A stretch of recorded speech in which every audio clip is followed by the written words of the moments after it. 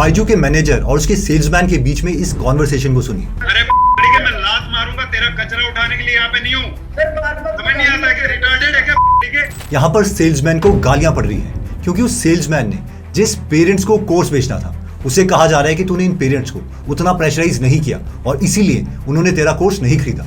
Byju valuation में तो एक यूनिकॉर्न है बट बहुत बड़े लॉसेस से वो सफर कर रही है। सिर्फ इतना ही नहीं, इंडिया में 100 से ज्यादा यूनिकॉर्न्स हैं जो कि हमें दुनिया में तीसरे नंबर पर पहुंचाता है। सबसे ज्यादा यूनिकॉर्न है अमेरिका में, सेकंड चाइना में और तीसरे हैं हम। लेकिन सच्चाई ये है कि 100 में से 69 यूनिकॉर्न्स लॉसेस में है, जिसमें फ्लिपकार्ट, अनअकैडमी और मीशो जैसी कंपनीज शामिल है। इवन एक सर्वे में ये पता चला है कि 2022 में जो 74 यूनिकॉर्न्स थी उनमें से 55 यूनिकॉर्न्स ने एज अ टोटल 48,000 करोड़ का लॉस किया था। यानी ऑन एन एवरेज हर ₹1 कमाने के लिए हमारी ये सारी कंपनीज ₹1.5 स्पेंड कर रही है। और वहीं पर अगर हम पुरानी कंपनीज को देखें तो 2022 में गोदरेज ने 17,000 करोड़ का प्रॉफिट किया, टाटा सन्स ने 22,000 करोड़ का प्रॉफिट किया और रिलायंस ने 67,000 करोड़ का प्रॉफिट किया। तो सवाल ये है कि जो नई कंपनीज जो लॉस में लॉस करी जा रही है, वहीं पर हमारी पुरानी कंपनी सिर्फ प्रॉफिट पर फोकस करे, इन दोनों में डिफरेंस क्या है? इसे समझने के लिए सबसे पहले हम बायजूस और आईटीसी की केस स्टडी समझते हैं। देखिए, सबसे पहले समझते हैं बायजूस की केस स्टडी को। रविंद्रन बायजू एक ऐसे स्टूडेंट थे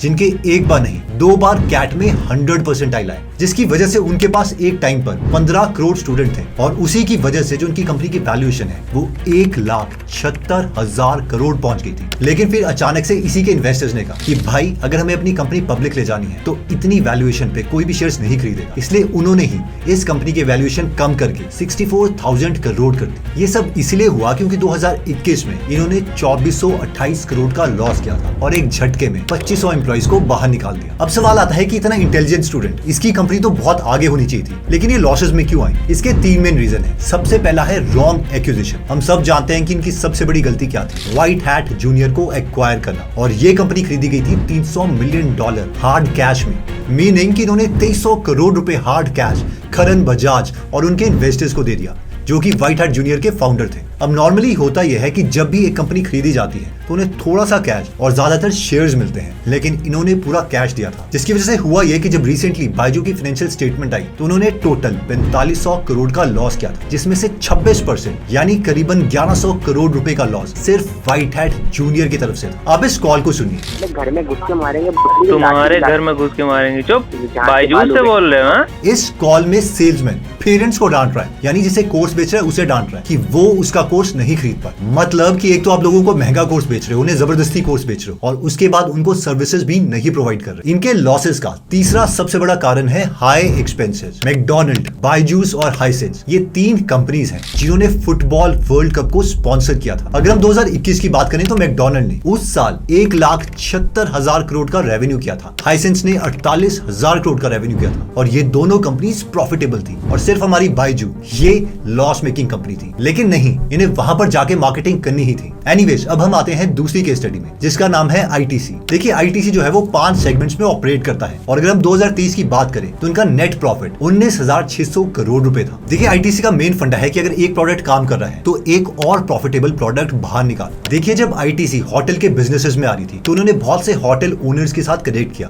और उनको कहा कि आप सब अपने होटल्स को हमारे ब्रांड नेम के अंदर ऑपरेट करो और इसकी वजह से आज इनके 80 लोकेशन में 115 से ज्यादा होटल्स हैं। और ऐसे ही आईटीसी जब एग्रीकल्चर में एंटर कर रहा था तो इन्होंने क्या किया, इन्होंने सोचा कि ये फार्मर्स के साथ डायरेक्ट कनेक्शन रखेंगे, यानी कोई मिडल मैन नहीं, जो कि उस वक्त कोई भी नहीं कर रहा था। और इस स्ट्रैटेजी की वजह से आज इनका 40 लाख फार्मर्स के साथ डायरेक्ट कनेक्शन है, यानी कि वो इन्हें सामान डायरेक्टली बेचते हैं। और एक बार जब ये बिजनेस इस्टेब्लिश हो गया तो इन्होंने सोचा कि जल्दी से एफएमसीजी के प्रोडक्ट्स निकाले जाए, यानी फास्ट मूविंग कंज्यूमर गुड्स। और इन्होंने आशीर्वाद आटा, आशीर्वाद दही, आशीर्वाद पनीर, सनफीस्ट के बिस्किट, इवन बिंगो चिप्स तक निकाले।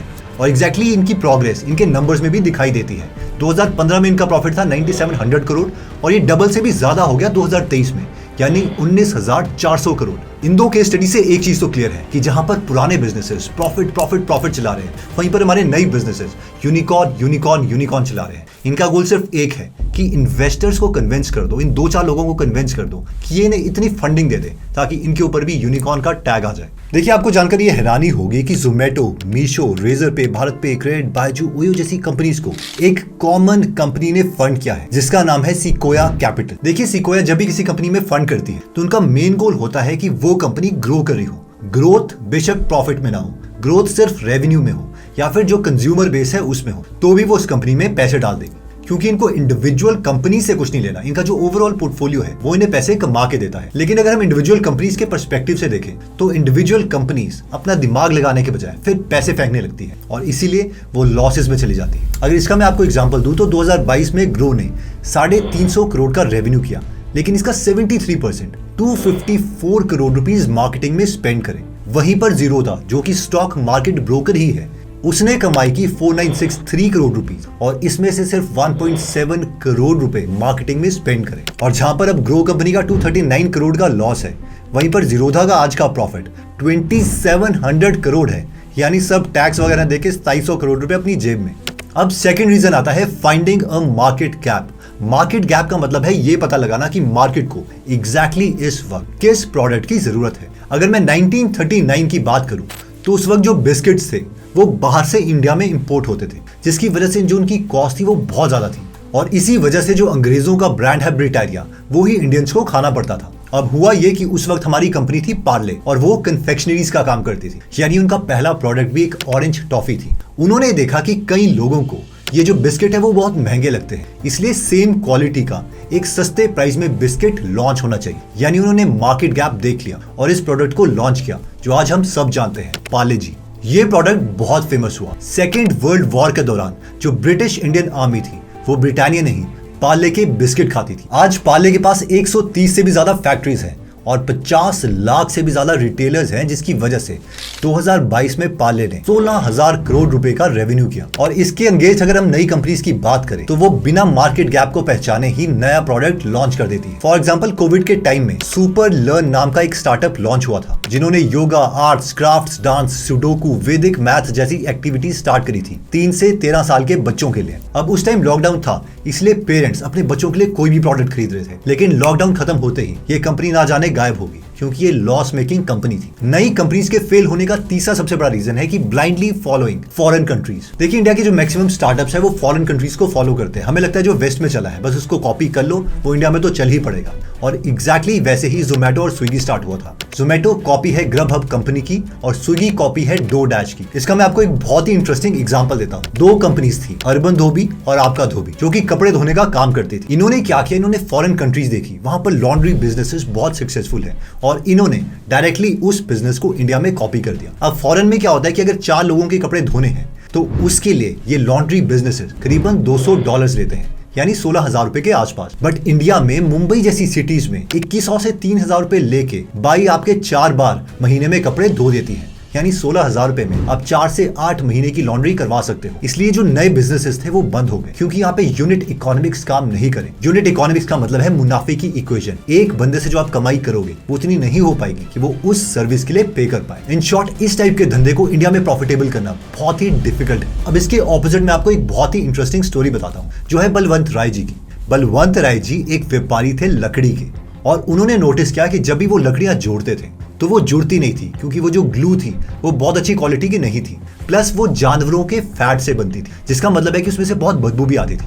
और इसीलिए उन्होंने स्पेशली इंडिया के लिए एक प्रोडक्ट बनाया जिसका नाम है फेविकॉल, जो बहुत ही फेमस हुआ। और आज फेविकॉल हर टाइप की ग्लू बनाती है, इसलिए 2022 में इनका नेट प्रॉफिट 12,000 करोड़ रुपए था। नए बिजनेसेस के ना चलने का चौथा कारण है लैक ऑफ इनोवेशन। आप गूगल में जाके एक बिजनेस को सर्च करो, आपको उसी नीश में 4 और सिमिलर टाइप के बिजनेसेस मिल जाएंगे। मैं इसकी आपको एक बहुत ही इंटरेस्टिंग केस स्टडी बताता हूँ। बिग बास्केट जब निकला था तो उन्होंने एक नया प्रोडक्ट लॉन्च किया था और वो था होम डिलीवरी। यानी कि अगर आप चाहते हो कल 5 बजे आपके घर में ग्रोसरी सब्जियां पहुंच जाए तो आप बिग बास्केट से ऑर्डर कर सकते थे। और जैसे ही बिग बास्केट का ये फीचर सक्सेसफुल हो गया, ज़ेप्टो और ब्लिंकिट ने इसी फीचर को कॉपी कर लिया। उन्होंने कहा कि कल क्यों, हम आपको 10 मिनट में सारी सब्जियां ला के देंगे। अब इससे हुआ यह कि बिग बास्केट का 50% मार्केट शेयर गिर के 30% हो गया। सबसे इंटरेस्टिंग नंबर्स तो यह है कि हर 100 में से 86 लोग तो ऑफलाइन सब्जियां खरीदते हैं, यानी ये जो छोटी सी मार्केट थी 14% की, उसको भी कंपटीशन ने आके खत्म कर दिया। और उससे भी इंटरेस्टिंग बात तो ये है कि ज़ेप्टो और ब्लिंकिट लॉस मेकिंग कंपनीज है। जहां पे ब्लिंकिट को ज़ोमैटो ने खरीद लिया, वहीं पर ज़ेप्टो को अगर कोई नहीं खरीदता तो वो उसका IPO कर देंगे और हम जैसे इन्वेस्टर्स को उसके शेयर्स लेने पड़ेंगे। और इसी के ऑपोजिट अगर मैं आपको एक बिजनेस बताता हूं तो एक बिजनेस है एस्ट्रोटॉक करके। जो कि एस्ट्रोलॉजी को केटर करता है। देखिए हमारी पूरी इंडियन पॉपुलेशन में से जो 44% इंडियंस हैं, यानी करीबन 62 करोड़ इंडियंस, वो एस्ट्रोलॉजी में बिलीव करते हैं, ऑल्दो मैं नहीं करता। एनीवेज, अब ये जो कंपनी है एस्ट्रोटॉक, उन्होंने इन लोगों के लिए प्रोडक्ट बनाया ताकि कोई भी किसी भी वक्त किसी भी एस्ट्रोलॉजर से डायरेक्टली बात कर पाए, और इसी कारण आज इनका प्रॉफिट है 27 करोड़ रुपए। देखिए इनोवेशन पे, कॉम्पिटिटिव एडवांटेज पे एक बहुत ही अच्छी बुक लिखी गई है जिसका नाम है ब्लू ओशन स्ट्रैटेजी। तो अगर आप ये बुक हिंदी में सुनना या पढ़ना चाहते हैं तो आप गीगल एप्लीकेशन डाउनलोड कर सकते हैं, जहां पर 200 से ज्यादा बुक समरीज हिंदी में फ्री में अवेलेबल है, और हर हफ्ते हम इसमें एक फ्री बुक समरी ऐड करते हैं। तो अगर आप इस एप्लीकेशन में इंटरेस्टेड हैं तो इसका लिंक मैं डिस्क्रिप्शन और फर्स्ट कमेंट में दे दूंगा। एनीवेज, आगे बढ़ते हैं। इसके बाद नेक्स्ट पॉइंट आता है इन्वेस्टमेंट इन ह्यूमन कैपिटल। देखिए जहां पर न्यू बिजनेसेस का ज्यादा फोकस मार्केटिंग पे रहता है, वहीं पुरानी कंपनीज का ज्यादा फोकस ह्यूमन कैपिटल में इन्वेस्ट करना होता है, क्योंकि उन्हें पता है कि उनकी कंपनी को जो ग्रो करेगा वो मार्केटिंग से ज्यादा स्किल्ड एम्प्लॉइज है। और इसी वजह से टाटा ग्रुप्स अगर कभी कभार लॉस में आ भी जाता है तो भी वो सैलरीज जो है एम्प्लॉइज की वो इंक्रीज करता है। देखिए जमशेदजी टाटा पहले इंसान थे जिन्होंने अपने एम्प्लॉइज के लिए इन फैसिलिटीज को स्टार्ट किया, और कहीं ना कहीं ये सारी बातें पुराने बिजनेसेस जानते हैं। स्पेशली जब मैं जोहो के फाउंडर श्रीधर वेम्बुजी से मिला तो स्टेज पर वो अपनी कहानी सुना रहे थे। वो बता रहे थे कि वो अपने एम्प्लॉइज को जीरो से ट्रेनिंग देकर सब कुछ सिखाते हैं, इवन फ्री ब्रेकफास्ट से लेके वेकेशन जैसे सारे बेनिफिट्स भी उन्हें देते हैं। और ह्यूमन कैपिटल में इन्वेस्ट करने की वजह से ही आज इस कंपनी का प्रॉफिट 2700 करोड़ रुपए है। इतना ही नहीं, ये तमिलनाडु के एक छोटे से गांव तनकासी में रहते हैं, जहां पर इन्होंने विलेजर्स की लाइफ चेंज कर दी। एक कंपनी के आने की वजह से बहुत से स्टूडेंट्स को वहां जॉब मिली है, और वहां पर जो लोकल बिजनेसेस हैं, सब्जी वाला, दुकानदार, वो सारे खुश हैं। और इसी वजह से जहां पर सारी कंपनीज में ऑन एन एवरेज 100 में से 20 लोग हर साल छोड़ के चले जाते हैं, इनकी कंपनी में 100 में से सिर्फ 8 लोग हर साल छोड़ के जाते हैं। नेक्स्ट रीजन, पुरानी और नई कंपनीज में सबसे बड़ा डिफरेंस है heavy marketing spend. Marketing business की बैकबोन है। जब भी नया प्रोडक्ट लॉन्च होता है तो कस्टमर्स को यह बताना कि हमारा नया प्रोडक्ट लॉन्च हो गया है, उसके लिए एडवर्टाइजमेंट के पैसे लगते हैं, और इसे ही मार्केटिंग कहते हैं। लेकिन आप इस चार्ट को देखिए, ये chart white hat junior company का है जो कि बायजूस ने एक्वायर की थी, और ये उसके एक्सपेंसेस हैं। यहाँ पर हम क्लियरली देख सकते हैं कि 2021 में व्हाइट हैट जूनियर ने 800 करोड़ से भी ज्यादा रुपए मार्केटिंग में स्पेंड किए थे, जो कि उसके रेवेन्यू का 36% था।